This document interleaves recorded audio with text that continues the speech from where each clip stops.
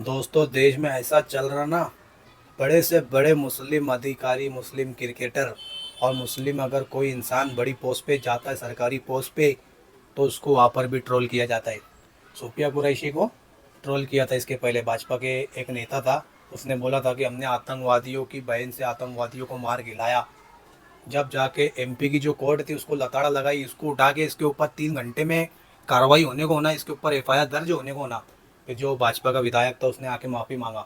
तो ऐसी मानसिकता कि मुसलमान अगर कोई पोस्ट पर चले जाए या बड़ी बड़ी पोस्ट पे रहे तो उसको आतंकवादी की नज़र से देखा जाता, उसके ऊपर इल्ज़ाम लगाया जाता कि ये देशद्रोही है, देश का गद्दार है। ऐसा दोस्तों भारत देश में चल रहा। अभी आपके सामने स्क्रीन पर एक इमेज, जो इमेज में आपको एक शख्स तो बैठेला दिख रहा कुर्सी के ऊपर। इनका नाम है बाल मुकुंद आचार्य। ये एक नेता है, ये डीआईजी की कुर्सी पे बैठेले। ऐसा लग रहा कि यही एसपी है, ये डीआईजी है, और ये पुलिस वालों को पुलिस वालों को आदेश दे रहे कि आज मोहल्ले में अपने को ये करने का, वो करने का है। ये जब फोटो आई वायरल हुई, बहुत सारे लोग ने इसके ऊपर अपना सवाल पूछा कि ये गलत है, क्योंकि जो बाल मुकुंद आचार्य है इनके ऊपर कोर्ट के अंदर बहुत सारे केस चालू है। और ये आए दिन ये शख्स मुसलमानों के खिलाफ एड स्पीच देता, मुसलमानों को भड़काने की कोशिश करता, संप्रदाय हिंसा फैलाने की कोशिश करता। ऐसे इंसान को डीआईजी की कुर्सी पे क्यों, लोगों ने सवाल करे। पर इस पर भी लोगों ने ज़्यादा आपत्ति जताई नहीं कि क्यों जाने दो। अब दूसरी इमेज में आपको बताता, एक बाबा है जो पुलिस स्टेशन में गए। अब पुलिस वाले भी बेचारे, अब इनको सम्मान नहीं दिए बाबा ये लोग को, तो बाबा ये लोग बाहर जाएंगे, चिल्लाएंगे हमारी कोई इज्जत नहीं डिपार्टमेंट में, ये वो। पुलिस वाले ने भी, जो ऑफिसर बाजू में खड़ा है उनने भी, चल भैया आग जा, बैठ गया मेरी कुर्सी पे तू। हाँ, इससे बड़ी इज्जत अब तेको दूँ क्या मैं पुलिस स्टेशन में। और बाबा को उठाए बैठा दिए। सोशल मीडिया पे फोटो वायरल हुई, को किसी को आपत्ति नहीं हुई।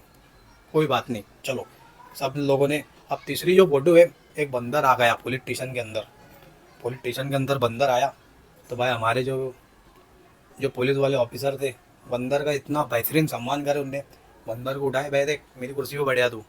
वो बंदर को उठा के डायरेक्ट कुर्सी पे बैठाए और सलामी दे रहे उसको, कि जैसे बंदर ने बहुत बड़ी जंग लड़के बॉर्डर पे से आयला है, और उसको सम्मान के साथ में कुर्सी पे बैठाया जा रहा। फोटो वायरल हो गई कि थाना राम जन्मभूमि का ये फोटो है कि किस तरह से पुलिस वाले ऑफिसर ने बंदर को बैठा के उसको सलामी दिया इतनी बड़ी कुर्सी पर।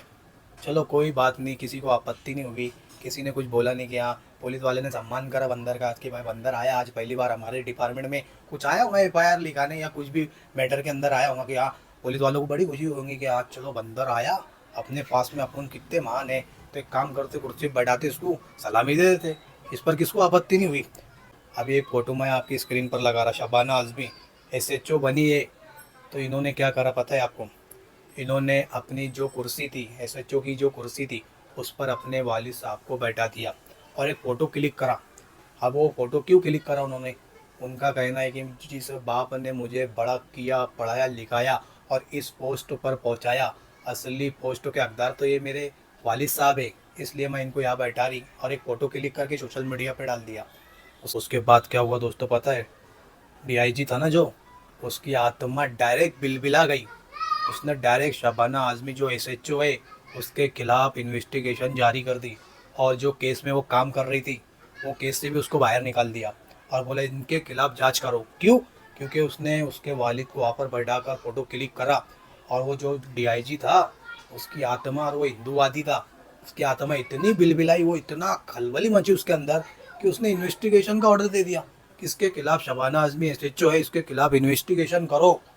ये देखिए यहाँ पे ये बात है, एक तरफ बाबा को बैठा के फोटो खिंचाया जा रहा, सामने पुलिस बैठे रही, किसको आपत्ति नहीं हो रही। बंदर को बैठा के उसको सलामी दी जा रही, वहाँ पर किसको आपत्ति नहीं हुई। एक शबाना आज़मी जो मुसलमान है, एसएचओ है, उसने अपने वालिद को इसलिए बैठाया कि मैं, मेरे वालिद की वजह से आज ये मुकाम पर है, तो ये कुर्सी के हकदार मेरे वालिद साहब है। मतलब आज मैं जो मुकाम पर है ये मेरे वालिद साहब की मेहनत है, इसलिए उनको बैठाकर कुर्सी पे फ़ोटो क्लिक किया। इसी खलबली मची डीआईजी के कि उसने डायरेक्ट इन्वेस्टिगेशन की जांच करने का ऑर्डर दे दिया। किसके ऊपर इन्वेस्टिगेशन करो? क्यों? क्योंकि ये मुसलमान है। समझ रहे, कानून दो तरफा हो गए, मुसलमान के लिए अलग कानून है और हिंदू भाइयों के लिए अलग कानून है। देश में ये दो गली सरकार चल रही दोस्तों, कि किस तरह से मुसलमान है, तू यहाँ है ना, यही रुक, तू आगे नहीं बढ़ना, आगे हम बढ़ेंगे और तू वही रहना, तेरे खिलाफ कार्रवाई होंगी, सब कुछ होगा। और हमारे खिलाफ हम कितनी भी आगे चल जाए, कुछ भी हो जाए, कुछ भी कर दे, मर्डर कर दे, क्रिमिनल हो जाए, हमारे खिलाफ कोई कार्रवाई नहीं होगी। ये दोस्तों देश में चल रहा माहौल कि अगर कोई मुसलमान ऊंची पोस्ट पे रह रहा तो उसको भी निशाना बनाया जा रहा नफरत का, उसको परेशान किया जा रहा। क्यों? क्योंकि वो मुसलमान है। कानून दो तरफा है, समझ रहे? ये बात आपको समझनी होगी।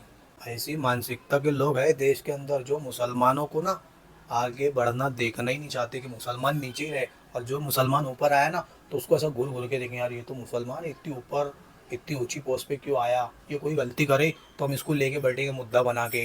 अरे ये क्या कोई मुद्दा है क्या? अरे बेरोजगारी पे बोलो, देश में क्या हालत खराब है, ब्रिटिश गिर जा रहा, कोई भी उस पर बोलो। हाँ, लोग मर जा रहे थे, पूरा दिन दाड़े इज्जत लूटे जा रही, उस पर बोलो। वो सब मुद्दा नहीं कि इसने कुर्सी पे क्यों बैठाई, उसने इसके इसके वालिद साहब को कुर्सी पे बैठा के फोटो क्यों क्लिक करी। डीआईजी भी क्या पता अंदर से कौन सी आत्मा उसकी बिलबिलाई कि वो डायरेक्ट जांच का आदेश दे दिया कि उसके खिलाफ जांच करो। और अनाज भी जो केस में काम कर रही थी वो केस से भी उसको बाहर कर दिया गया। कैसी हरकत है दोस्तों, देखे आप लोगों ने। मुसलमान होने की कीमत मुसलमान को चुकाना पड़ती। ये देश का माहौल चल रहा। आपकी क्या राय है वीडियो देखने के बाद? कमेंट करें, वीडियो को लाइक करें, शेयर करें, चैनल को ज़रूर सब्सक्राइब करें।